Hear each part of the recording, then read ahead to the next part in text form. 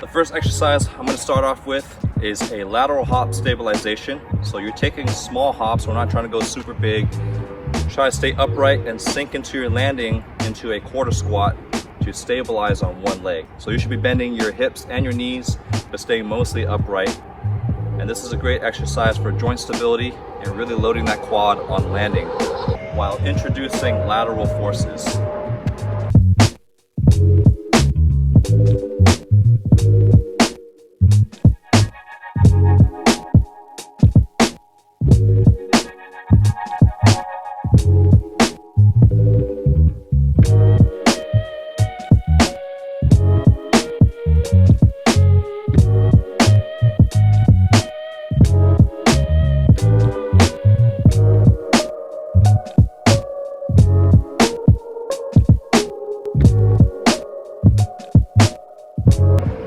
This next exercise is another stabilization drill where you're actually jumping forward and backwards trying to stabilize and land. Now the difference between this one and the last exercise is that you're actually trying to jump higher and slightly more forward. So it's no longer just a small hop, it's actually trying to get a little bit more distance and more vertical to introduce more forces for you to stabilize from. Except now it's forward and backwards. Same thing as before, you have to bend your knees and your hips to decelerate, and you will lean forward a little bit more in this one because you're falling from a higher height and greater distance. So this one you can actually angle your torso a little bit more downward, but you don't want to fold your body completely.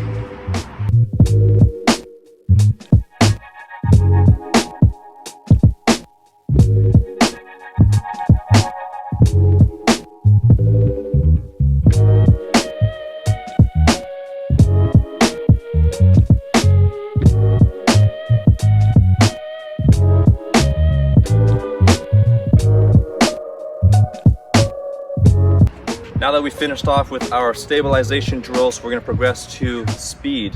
So this is a lateral shuffle. You're going to choose a distance that's 10 to 15 feet depending on your height that will cause you to shuffle 3 to 4 times. And it's really about how quickly can I change direction in a quarter or half squat position. So in basketball or volleyball, you're kind of in your defensive position. So cover as much distance as you can with each shuffle without compromising speed, because speed is the main focus. Make sure you anticipate the change of direction mentally before you actually make that last shuffle.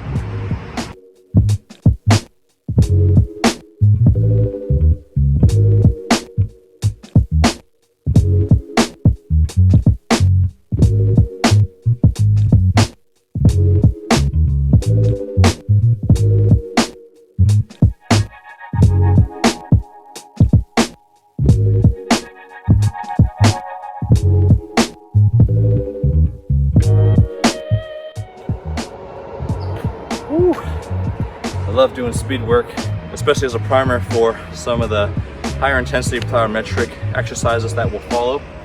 Get a really good pump in the quads, glutes, and the calves, and the hamstrings. Get your heart rate up without going too far like you're jogging for 30 minutes, and just really get your body game ready for the more tense movements. So you guys notice that the way I design my jump train programs is they have a gradual buildup. You start off with the low-level stabilization movements, mid-level speed work. Next will be the high-level plyometric exercises. So this next exercise is going to be a depth jump, and I'm focusing on quick ground contact time, which means minimal flexion in my knees and my hips, and I'm trying to jump as high as I can just with my ankle flexion.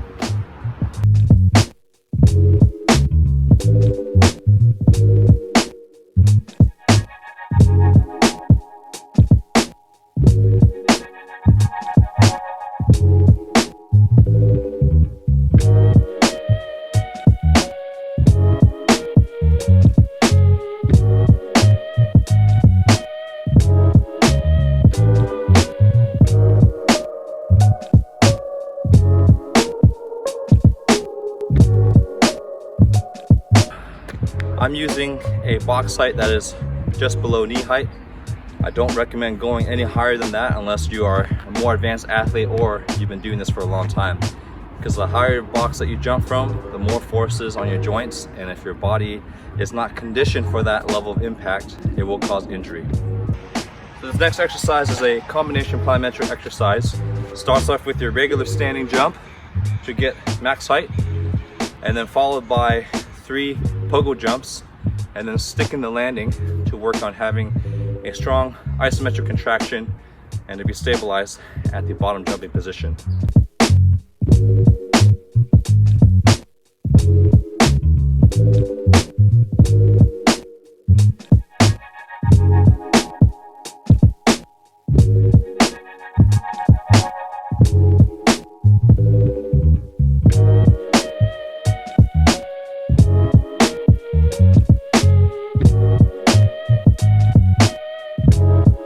The last plyometric drill is power skips. So this ground contact time will be a little bit longer than the depth jumps that we just did, because we actually want to go for maximum height. So we want to give our knees and hips a little bit more time to load, but you do not want to be slow on the ground. So it's still fast ground contact time, but it's okay to take like 0.2, 0.3 seconds longer to gather a little bit more momentum and strength in your knee and your hips. You can do this one with a scissor arm, or you can do a double arm lift. I personally like a double arm lift because I feel like I get more momentum, and I'm a volleyball player, so anytime I have a chance to stimulate my sport, I'm going to try to incorporate that into my exercises.